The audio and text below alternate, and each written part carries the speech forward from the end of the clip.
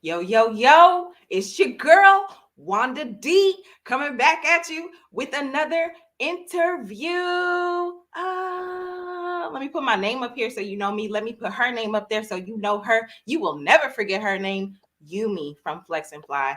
Hey, girl, Wanda, Black Women Travel. We are a community, Black women digital nomad entrepreneurs. I also have a membership, official Nomad Crew membership.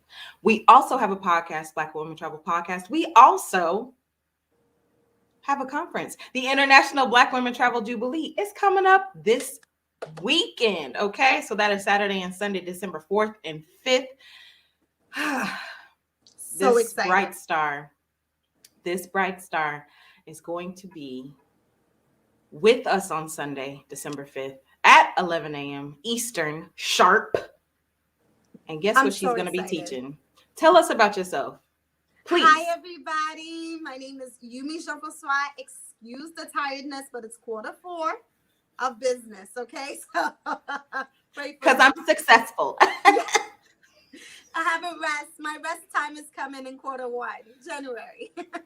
But my name is Youmie Jean Francois. I'm the founder and CEO of Flex and Fly, a travel wellness company that provides stretching, meditation, and yoga classes at the airport before you fly out internationally and domestically. We also provide in-flight wellness programs and have our best-selling minimalist travel products. And I'm really excited about that. My desire is to expand the face of wellness, but really be the face of travel wellness.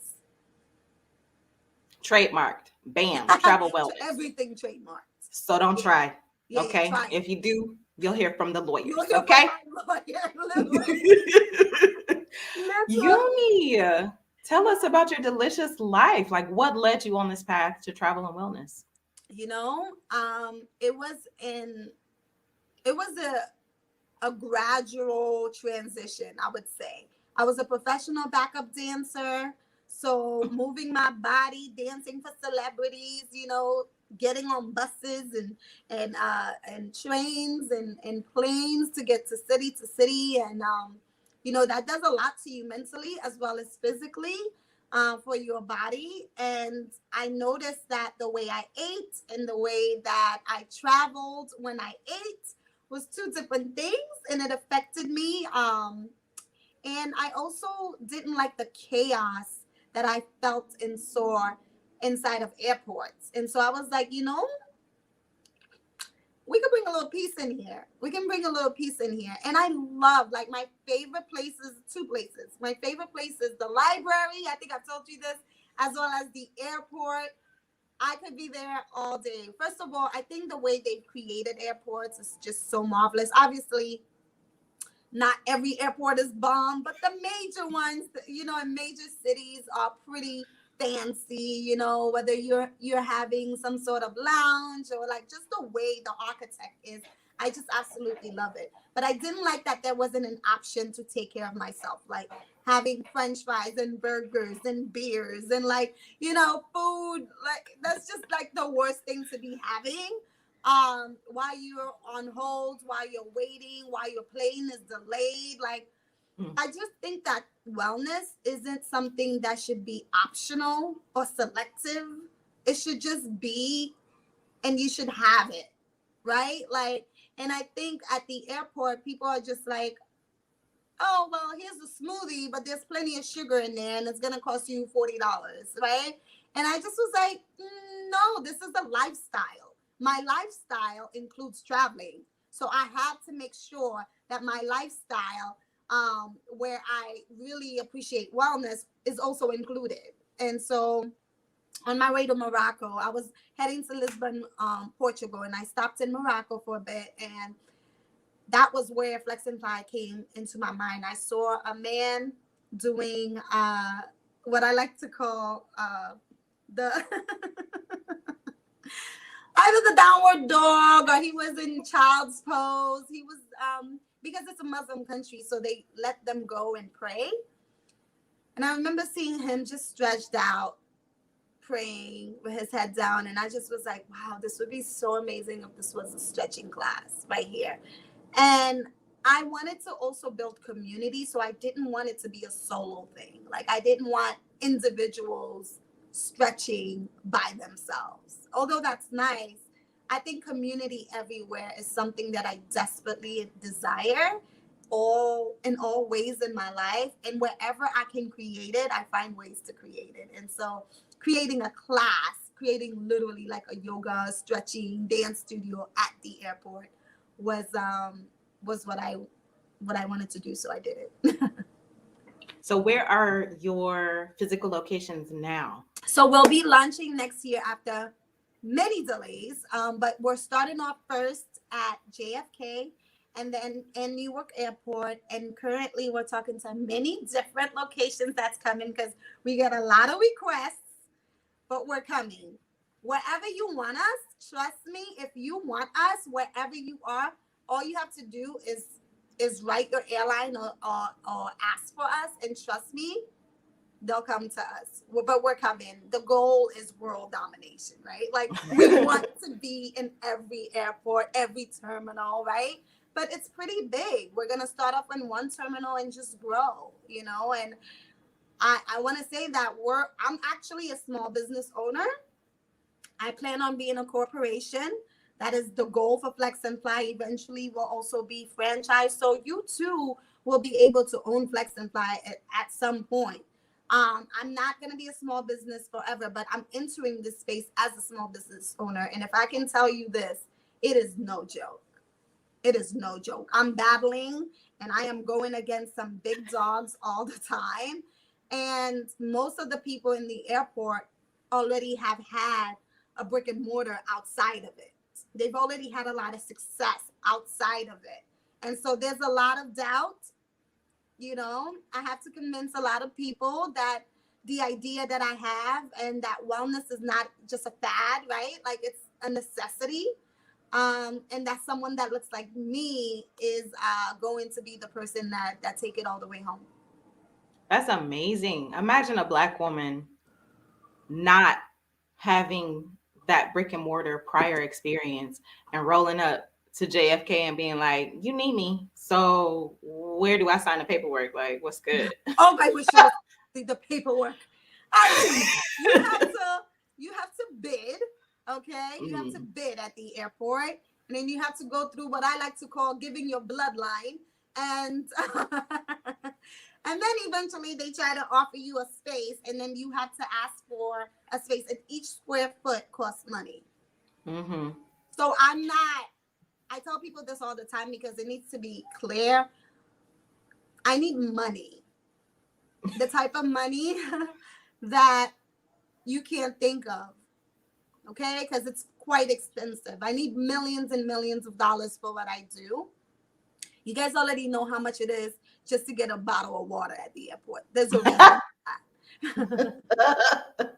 Space costs money, okay? So, you know, it's just way more money than many people can imagine. And honestly, for a very long time, I was nervous about that because I was like, how in the hell am I going to get this money? Because the idea is good. And even if they want me, where's this money going to come from? You know, and thankfully, I'm a boss and I find ways to make things happen. Okay. And it's happening, but I want to take it where I want to take it. And I'm really excited. I feel like this season that I'm entering in is the yes season. Let's all receive that. Come on. Yes, the yes season, because we all know what the no season is like. Okay. And we all know what it is to tell ourselves no. Before we even get to the yes on the outside, we have to say yes to ourselves. Yes, inner. So sometimes we hear the no from ourselves before we hear it from others. Let me tell you something. Mm-hmm. My business is 3 years old. For almost 2 years, my business is a service-based business. Should have went completely bankrupt and just died because the airport was obviously severely affected because, like every other business, because of the pandemic, you know. And so my idea that I originally had to completely change. And I had to alter a lot of my business plans. So I've had a lot of challenges and I've had to talk to myself often like, yo, the vision is still the same. if you have to be patient and wait for the next step, wait for the next step, but the vision is still the same. And that's something that I feel like I learned so much through the pandemic, like many of us, but what I learned the most was that I don't like that much change, right? Like as a person, I'm spontaneous, but I don't like change. I'm very stable. I'm a Taurus. I like ground. I'm grounded. I like the earth. I like to feel it. Okay. And I learned that even though I don't like change, I'm really good with change. Which is weird, which was weird for me. I was like, oh, this isn't gonna work. All right, great. I have a 10-year business plan. Thankfully. Let's go to the next step that we had. And that's what I did. That's what I've been doing throughout the last 2 years. So my original plans for the last almost 2 years had to be on hold. So I had to go and pick out of the rest of the 8 plans that I had. And that's what I'm doing. And that's what has kept us afloat and successful. And honestly, it's been quite successful. I've been able to get in certain rooms that wasn't happening before. We've grown tremendously. Our brand itself, our products continue to sell out every single time because I knew that I was building a huge corporation with Flex and Fly. That is the thing. Like when I talk about brand, I'm talking about we're in every market. We're doing all type of stuff, right? So we're starting off at the airport, but that's not where we're staying. So the vision is 10 years long. And every single day I have visions and I pray and I meditate and I get new ideas. And so I'm really excited that as a Black woman that I am fearless with my ideas, you know, because sometimes your ideas can make you be like, wait a minute. And then I'm like, oh no, this new, let's try this, you know? And so it's exciting. And this isn't your first business. No, I sold my last 2 businesses. This is my 3rd.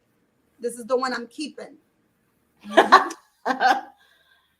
to us about what you have had to ground into or what you have had to unground yourself, because sometimes us grounded people, we need to dream a little bit more and maybe have a bit more spontaneity in our lives, right? Maybe we're a little too grounded. Yeah, so see, I am quite spontaneous. I didn't like change because I like peace. Okay? And sometimes change don't come with peace. So I was like, I mean, the whole pandemic was a major change for all of us. And it didn't come with peace. For some people, they learned to find peace in it, right? And they were forced to surrender. There was a lot of forcing, like it forced people to do certain things and look at certain things they weren't looking at. Whereas for me, I just was like, oh, this is putting a hold on what I want to do. I got to thug it out. Like, I got to create. That was my mindset throughout the whole pandemic. Create. Then I created. I moved to Colombia, so that's why I live part-time. I knew already that I didn't want to spend any more winters in New York City. Like, as much as I love my life, I love New York, but I've given it my winters enough. And I was like, yeah. And as a Black woman, I thrive in the sun. I need my vitamin D. It's shutting down and getting dark at 3:30. It just doesn't work for me. I need the sun. I need it on my skin. I feel happier. And we all know what vitamin D does for you. It's incredible. I was able to think differently. I was happier. I was able to do a lot more. And I realized that I really am someone, you know, when people say, you know, I'm my ancestors' wildest dream, you know, when people say that, I always say that I'm their manifestation. I'm not just their dream. I'm their I am what they manifested. And it's my duty to strictly walk in that. I literally am consistently creating the life that I am worthy of. Mm. not just the life that I want. Mm. Because And so talk. I think many people tell you, create the life that you want, create the life that you see. Create like you can't always trust what you want sometimes, especially when you're going through certain things in life. Mm. We're not always operating in the fullest version of ourselves, right? Mm. So it's really important to create the life that we're genuinely worthy of, because that's pure. Worthiness Mm. is not something you earn. You Mm. are. You here right where now. where And right right, now. And right exactly, now. right. Exactly. So it's not something, there's no validation attached to me becoming something. When I have an idea, it's not it's not a test, and it's not God saying now go do it. It's a Mm. confirmation. Mm. Of When what when already is. Yeah, because it already exists. God is literally telling me, like, oh, I just want to show you what already exists. That's what our ideas are. Mm. They're not special. Like, you're the one that we're giving it. You know what I mean? Because there's this thing where everybody want to be the first and very, very special, and it's just like, no, just be yourself. Like, being yourself is really amazing. Being yourself is what creates amazing opportunities and new things, and things you could never imagine, because you being the purest version of yourself is how you walk in your worthiness. Mm. And so many people are too busy being led by the ego of validation, and Mm. that worthiness is constantly fighting with ego. like Mm. like, why am I fighting with you about who I am? Mm. One of my favorite therapists says that you're not a car, you don't need to be validated. Right. Right, exactly. But we've been conditioned that we do, because even Mm-hmm. in our work, I never introduced myself as who I am with my work. I said what I do is, Mm-hmm. this is what I do. Mm-hmm. I Not am who I the am. founder of. Like, Mm-hmm. I never tell people, when people's like, "Oh, who are you?" I don't say what I do. That's not that's not who I am. Who are you? I am someone that constantly reminds people of their power. Mm. That's who I am. Come on. That's who I am. Yeah. Speaking of which, that's exactly what you'll be teaching on Sunday, December 5th, for the International Black Women Travel Jubilee. So get into it, honey. What's the name of the session? Ooh, honey, this 10 reasons why you're not manifesting. Why your manifestations ain't happening. Now, I know a Mm-hmm. lot of people talk about manifestation like it's a fad too, like, oh, this is the new thing, but please, it's not new. It's been existing. I live a life of manifested. Like, there isn't anything that I have in my life that I haven't manifested.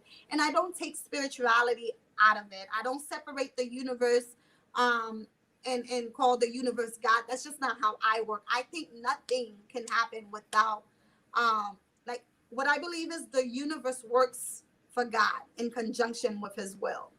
And so for us, many of us, manifestation seems so hard for a Hmm. lot of us, especially Black people. Hmm. A lot of Black people, because of the spirituality of Christianity and everything else that they've learned, they don't really understand what manifestation is, and it seems like so taboo, or like different forms of spirits. And also, we've been conditioned that hard work is the way to succeed. Hmm. And so the idea of having a different mindset about actually releasing, surrendering is like, hell no, we ain't got time for that. You know what I mean?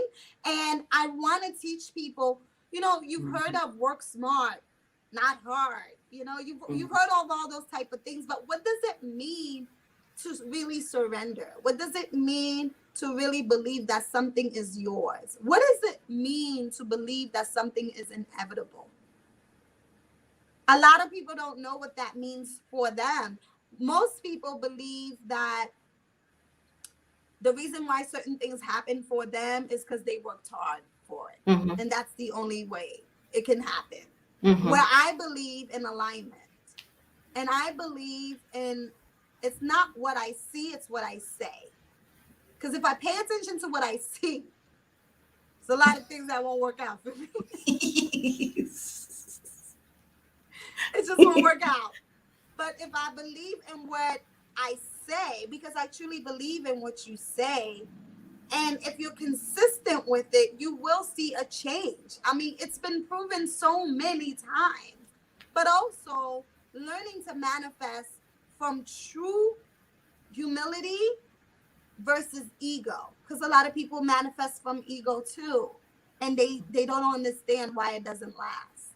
So you can get something, but it doesn't last. And a lot of the times it's because it's not alignment, it's through ego. And so I want to teach people the difference of that, because I think I'm exhausted by the idea of Black women feeling like they have to work so hard to be seen. I'm exhausted by it. I don't work hard to be seen. I'm too busy being me. I wake Can you up put that on a every shirt? day You don't doing make my shirts, routine. but maybe that needs to be one. Girl, you know what I say every single day? I'm a blessing to everyone I come in contact with. But you was a blessing to yourself first. No, but for real, you talked to me before about how you prepare yourself for the day, how you ground into yourself for the day. Daily. And then I wake up, I go and I speak to myself in the mirror, ask myself what I want. Get your Issa Rae on. Get your Issa Rae on. Oh, Issa Rae took it from me. But okay. I ask myself what I want. I have a real honest conversation with myself. I pray. And then, you know, I let it go. I'm not in the business of trying so hard. I'm in the business of receiving, of surrendering, of believing, of walking it out. Like, there's always someone ready to bless me. That's how I believe. There was always someone set apart ready to call my name out. Like, have you tried Youmie? Like, that's how I think people think of me. And so when it happens, I'm not shocked. I'm grateful.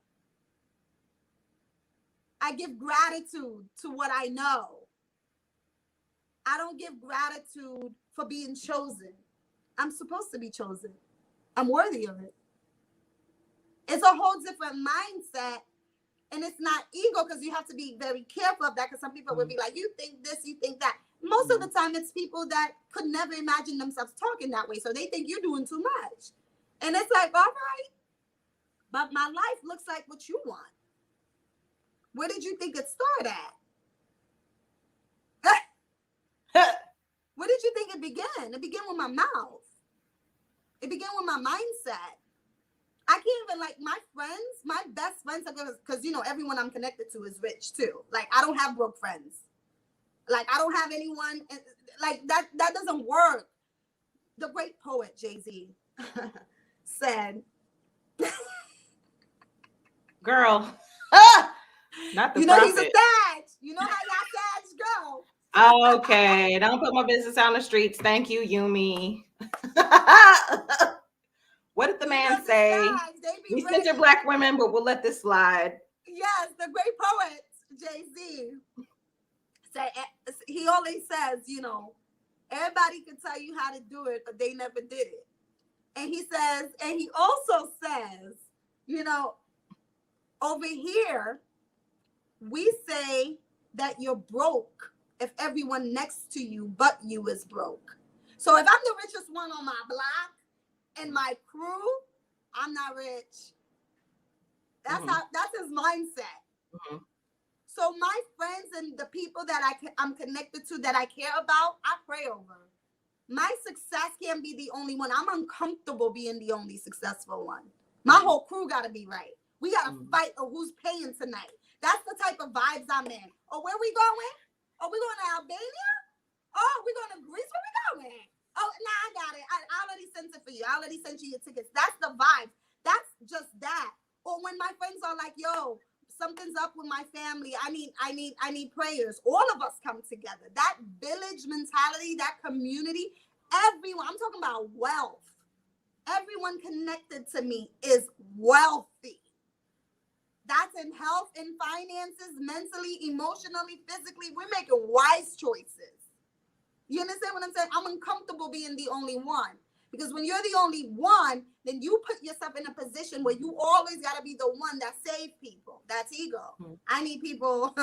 I need help. To look up to I ain't me. doing I it need by them to myself. idolize me. I need to be on the pedestal. Or you're pouring too much on people. Like, no.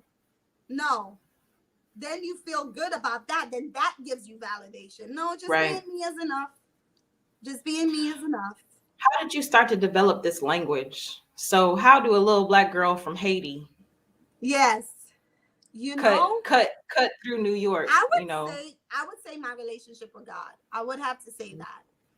I'm gonna have to say that to y'all. Like, my relationship with God, like, we just been through too much for me to doubt God. I feel like that would be a smack in his face. I became a Christian.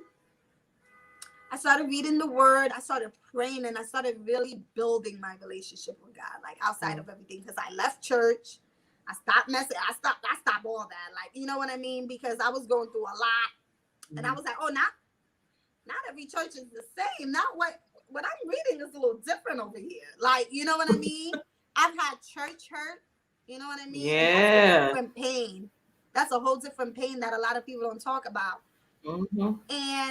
But my relationship with God has always been consistent.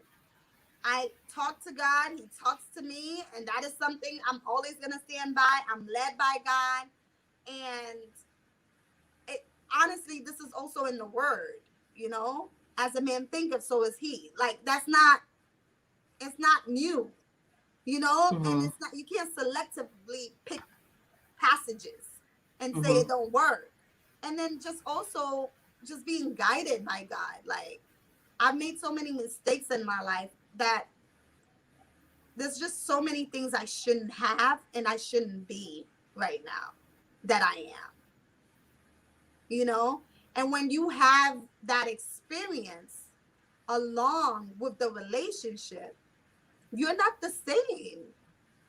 You're not the same. You can't stay the same.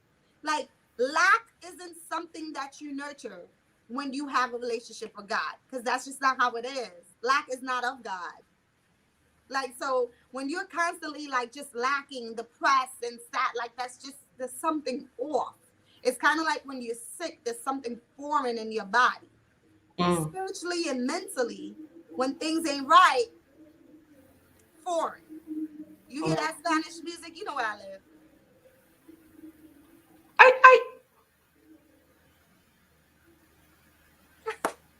Little shoulder action. You That's see just how for the you, light girl. just keeps getting darker and darker? No, I don't actually. I've been listening to the words. You focus on the aesthetics. I'm not worried about the aesthetics. I'm hearing the words that are coming out of your face. I'm feeling the spirit. I cannot. You shall try. So if you want to get some more of this, if you want to get more specific, if you want to hone into and tune into and dial into how many more? We're going to do some work. Okay, because these are workshops. These are not presentations. These are not people speaking at you. So come through. You better get your auntie, your cousin. You get them some tickets. You're not even the same, honey. If you're ready to change, if you're exhausted by the life that you've been living, come through. Pull up. And this is the website, Black Women Travel, no E in travel, blackwomentravel.com/IBWTJ. International Black Women Travel Jubilee happening this weekend, Saturday and Sunday, December 4th and 5th. Youmie session is taking place on Sunday the 5th, 11 a.m. sharp. EST, right? EST, Eastern. Come on. She'll get you right. She will get you tight. I can't wait. And I'll look like I'm alive and I'll be looking good for y'all. Girl, the light will be there, okay? Yes. Yes, I'll be bright and early. Thank you so much for speaking over us. Thank you Of for course. sharing your story and some of the challenges that you've been through Yeah. in creating your brand and how you've been able to build yourself from the inside out so that you can show up in this luxurious way. Usually she got on some silk, y'all. So That's what I'll be wearing. But it's okay. cold and I just got in. Right. Right. The winter is creeping up on you, girl. Black women, start wearing silk, honey. Okay. Get your luxuriation on. But Oh, thank you so no. much. Love you. I'm so honored to be here with you. I'm so honored that you have me. Thank you for everything that you do for Black women in this space. I'm so grateful. I am so excited for you. Watch what happens after this conference. I know a lot of good is coming for you. I receive it. I'm excited. I'm so happy. I popped some bubbles on Monday, honestly. I was just like, this is my week. This is the Sure week. is. It sure is. And I've been, girl, I got my little bay leaf ritual. I've been dancing. I've been chilling. I'm so excited. Yes. So I'm so excited. So, We're gonna be doing all that. hey, Why do I oh, feel this way? with a shoulder They out. say, Hold on. Can I? It won't stretch, but okay, that's fine. I'll just put that back there. Okay. Love you. Love you. Love love you. you. Bye, Whole everyone. entire